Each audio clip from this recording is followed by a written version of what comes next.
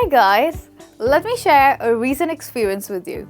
So I was invited for this party by another friend of mine, but I didn't want to go alone. So I requested my best friend Rachel to tag along, but she was just not ready. And then I told her, please, will you come with me to the party? I don't want to go. And she was like, I'll try. I said, please come. I don't want to go without you. And she was like, okay. So a small word, please, could help me convince her to join me for the party. And today I have many such phrases that can help you convince other people for what you want them to do. So keep watching this lesson to convince people for what you want them to do. And my name is Michelle. I'm your tutor for the day. So in this lesson today, we are going to look at phrases to convince people. Convincing can also be replaced by another word, and that is persuading. So if you want to convince someone, you could also say that you want to persuade them to do something. So this is the first word that I have for you in this lesson. A synonym for convincing is persuading. Now let's go ahead with persuading people to do what we want them to do. The first one that we have is it might be a good idea. Yes, this is a very polite and gentle way to ask someone to do something for you. So this is a polite way.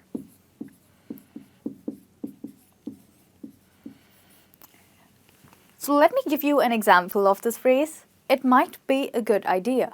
So if you're if you're going somewhere with your husband and you see that he's quite tired, so you suggest that you should be driving. How would you say that?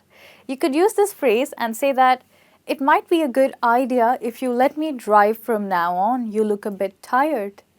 And sometimes you can replace this phrase by saying it might be a better idea. So here you're comparing. You could say that it might be a better idea. So good is also correct and better is also correct. You could use any of these. It might be a better idea if you let me drive on from here because you look a bit tired. So this is how you use the first phrase to convince someone politely over a very general matter. Now we look at the next phrase. Why don't you think about? So this phrase is a very direct phrase. It's usually used to put your point across very clearly. So this is a very direct phrase. So I have this friend of mine who was planning a vacation for 2 weeks to Thailand. And she told me I'm planning a vacation in December to Thailand for 2 weeks.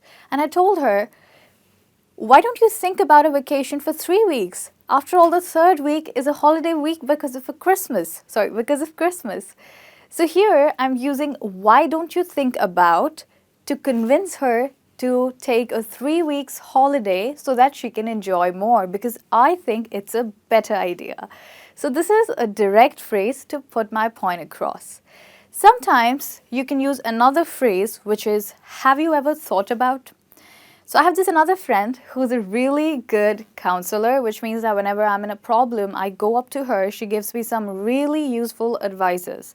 So I told her, have you ever thought about becoming a counselor? You'll do a great job. So here again, I'm convincing her in a very direct way, maybe to take up another career. Sometimes it can just be a compliment. So this is another way. Have you ever thought about?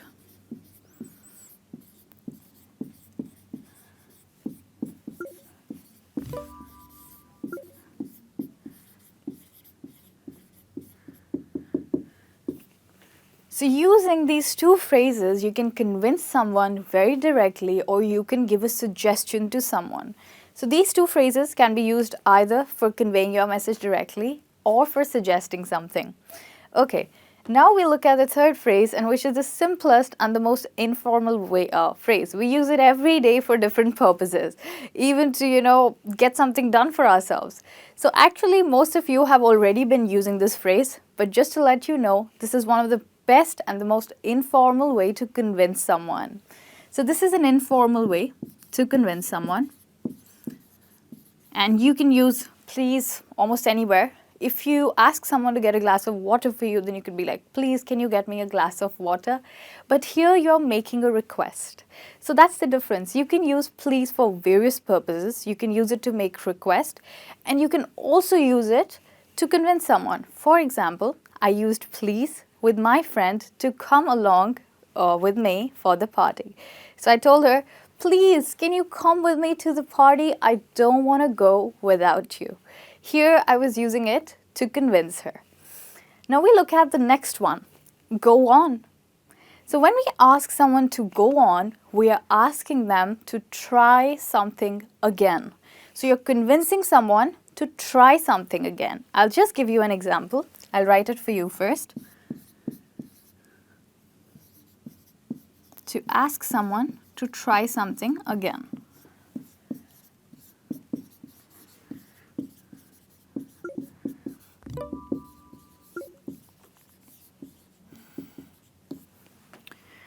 So if you have a friend who appeared for IELTS and let's say she got the band score 6.5, but she wanted 7 as her band score. So you can tell her, go on, try again. You almost did it the last time. You just need 0.5 band more. So please try again. So here you can use go on to encourage someone to try something again. So here you're convincing as well as encouraging. We have another alternative to go on, which is go for it.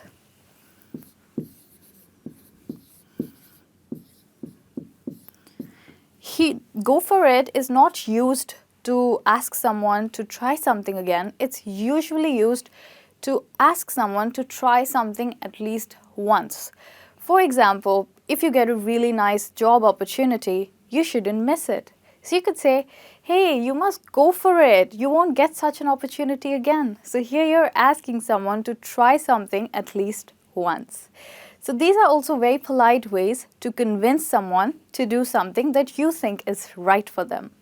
All right, now we look at the next one, and from here on we are going to look at some stronger ways of convincing someone. These were some very polite ways.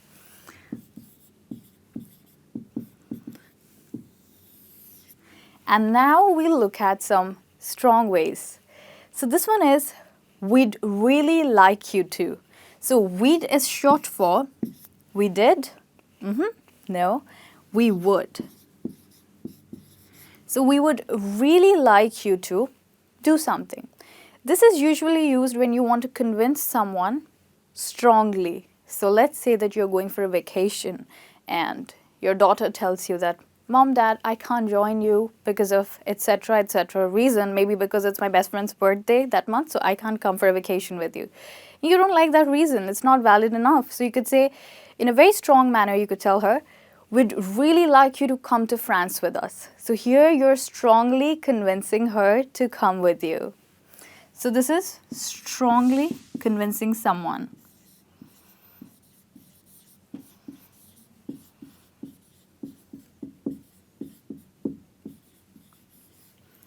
Okay, now we look at the next phrase, which is, just one more thing. You could also say, I'd really like to in certain cases, if you're only considering yourself. Now the next one that we have is, I think you should. Now this is a very direct and strong, definitely strong, but a very direct way of asking someone to do something. So here you're not trying to be very polite. You're not trying to hide something. You're just telling something very directly. So if someone has had a bad experience at work and they're telling you how hard it is for them to work in the same company or in the same office where they are having some really bad experiences, you could say that, I think you should forget about what happened and you should get on your job very seriously.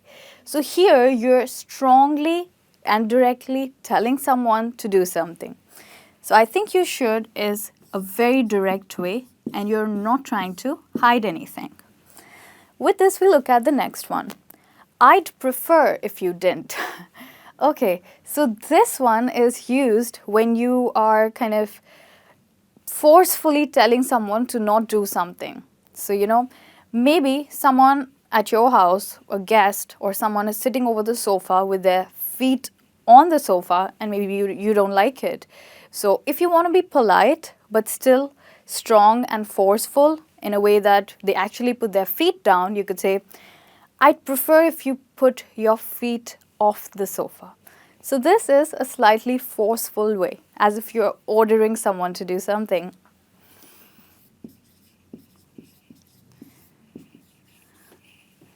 Now we look at the last one. I'd appreciate it. Now this phrase is used, this phrase is used when you are annoyed with the way someone is behaving. So if you have a guest at home and they are putting all their garbage, taking it out from their bag and putting it in your bin, and you don't like it, you're like, what are they doing? It's so messy. And you'd be like, I'd appreciate it if you would stop putting your garbage in our bin or your rubbish in our bin. So this is how you use this phrase for a time when you're really annoyed with someone.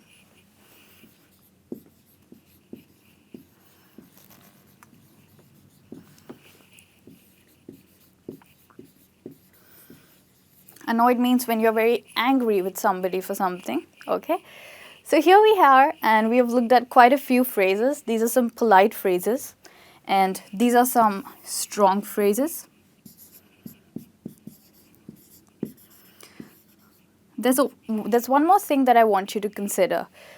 That is that the first few phrases that we have read until here are to ask someone to do something, whereas the last two phrases are to ask someone to not do something.